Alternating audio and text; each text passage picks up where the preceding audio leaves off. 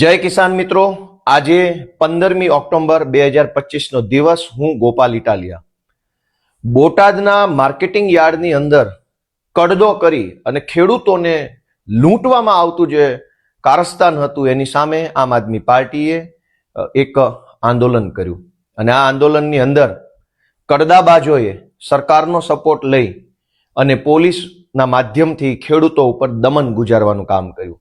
ગઈકાલે આખો દિવસ ભાજપી કડદા પાર્ટીના બધા જ નેતાઓ એવું રટણ રટતા હતા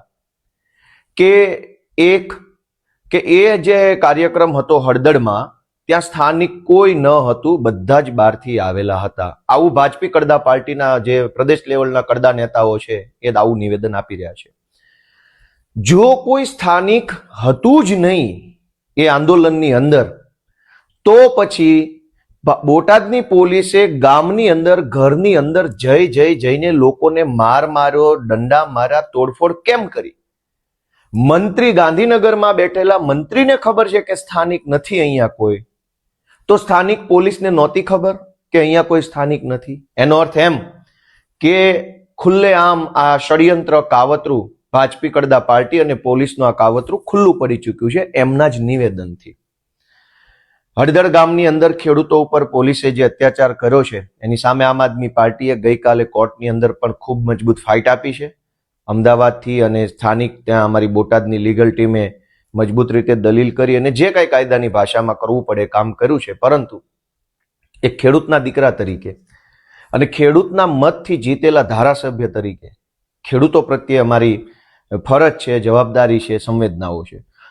અને એટલે મને જાણવા મળ્યા પ્રમાણે હળદળ ગામની અંદર બોટાદની પોલીસે જે કંઈ પણ નુકસાન કર્યું છે, ગ્રામજનોના ઘરમાં ઘૂસીને તોડફોડો કરી છે, કોઈના ઘરનું કંઈક, કોઈના ઘરનું કંઈક, કોઈને નાનું નુકસાન, કોઈને મોટું નુકસાન, અનેક ઘરોની અંદર તોડફોડ કરવામાં આવી છે. દિવાળીનો સમય છે, તહેવાર આવે છે, નાનો માણસ હોય, ગરીબ ખેડૂત હોય અને એના ઘરમાં આવી સમસ્યા બને તો એ બહુ મોટી મુશ્કેલી સર્જે છે. ત્યારે ખેડૂતોના મતથી ચૂંટાયેલા ધારાસભ્ય તરીકે મને એવું યોગ્ય લાગે છે કે મારે એ હળદળ ગામના જે કાંઈ ખેડૂતો છે એમને ઉપયોગી બનવું છે. મેં નક્કી કર્યું છે કે ધારાસભ્ય તરીકે મને મળતા એક પગારની હું આ જે કંઈ હળદળ ગામની અંદર જે ખેડૂતોના ઘરમાં તોડફોડ થઈ છે એને ઉપયોગી બનવા માટે હું એક પગાર આપીશ. અમારા નેતા માનની સાગરભાઈ રબારી અને પ્રદેશના અન્ય નેતાનું પ્રતિનિધિ મંડળ ગામમાં જઈ અને જેના ઘરમાં તોડફોડો થઈ છે, જેના ઘરમાં નાનું મોટું નુકસાન આવ્યું છે, એને તાત્કાલિક આર્થિક મદદ મળી રહે. ફૂલ નહીં તો ફૂલની પાંખડી, પૂરેપૂરી નહીં તો થોડી, પણ મદદ મળી રહે એવા આશયથી હું ધારાસભ્ય તરીકેના એક પગારમાંથી ગામના ખેડૂતોને ઉપયોગી બનવા માટેનો નિર્ણય કરું છું. અને ગુજરાતભરના સૌ ખેડૂતોને વિનંતી કરું છું કે ગુજરાતભરના માર્કેટિંગ યાર્ડની અંદર જબરજસ્ત લૂંટ ચાલે છે. અનેક માર્કેટિંગ યાર્ડની અંદર ખેડૂતોનું રીતસરનું શોષણ થાય છે, પરંતુ ખેડૂત એકલા પડે છે. ખેડૂતની મજબૂરીનો ફાયદો ઉઠાવવામાં આવે છે. ખેડૂતોનું સંગઠન નથી, એના કારણે ખેડૂતો પ્રત્યે આવું વર્તન રાખવામાં આવે છે.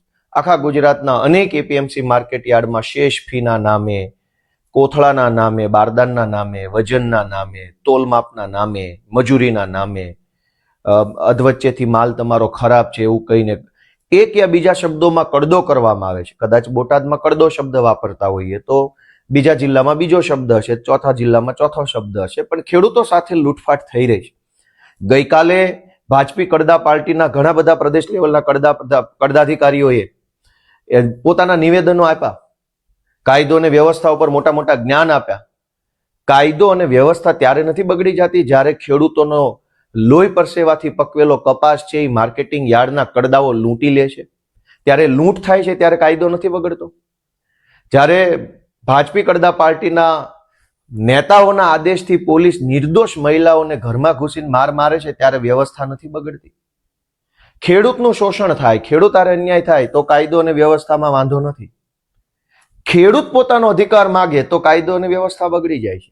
એનો અર્થ એ થયો કે કાયદો ચોર લૂંટારા માટે છે, વ્યવસ્થાઓ કડદો કરનારા માટે છે.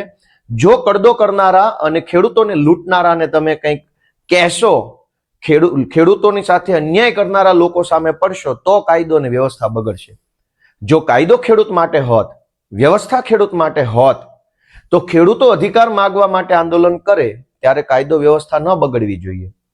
પણ હવે અમને સમજાય છે કે આ ભાજપી કડદા પાર્ટીની સરકાર છે એ કડદાબાજોના સમર્થનમાં છે, માફિયાઓના સમર્થનમાં છે. માફિયાઓને પ્રોટેક્શન આપવા માટે કાયદો છે, માફિયાઓના જીવનને સરળતા કરી આપવા માટે વ્યવસ્થા બનેલી છે. અને કાયદો અને વ્યવસ્થાનું જ્ઞાન દેનારા બધા જ ભાજપી કડદા પાર્ટીના કડદાધિકારીઓ, પ્રદેશ કક્ષાના જે મોટા મોટા કડદાબાજો છે, એમને એક જ નમ્ર વિનંતી છે કે તમારો કાયદો, તમારી વ્યવસ્થા, તમારી પોલીસ, આ બધાનું અસ્તિત્વ અને મહત્વ ત્યાં સુધી જ છે જ્યાં સુધી જનતા તમારાથી ડરે છે. જે દિવસે જનતાનો, ખેડૂતોનો ડર નીકળી ગયો મનમાંથી, પછી તમારામાં એ દમ નથી કે તમે કોઈ જનતાને રોકી શકો. એટલે વધુ ડરાવવાની કોશિશ કરવાના બદલે ન્યાય આપવો જોઈએ, નિર્ણય કરવો જોઈએ. જે લોકો ગઈકાલથી નિવેદનો કરે છે એમણે કડદો સાચો છે કે ખોટો છે એના ઉપર એક પણ નિવેદન નથી આપ્યું. ભાજપના એક પણ ધારાસભ્યની હિંમત નથી કે કડદા ઉપર એક શબ્દ બોલી બતાવે.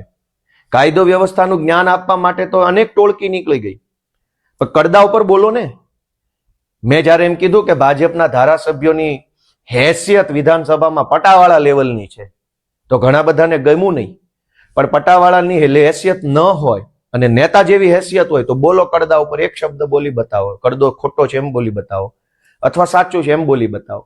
તમે તમારી મરજીથી એક 4 લાઈન નથી બોલી શકતા, અને શું ધારાસભ્ય, શું મંત્રી.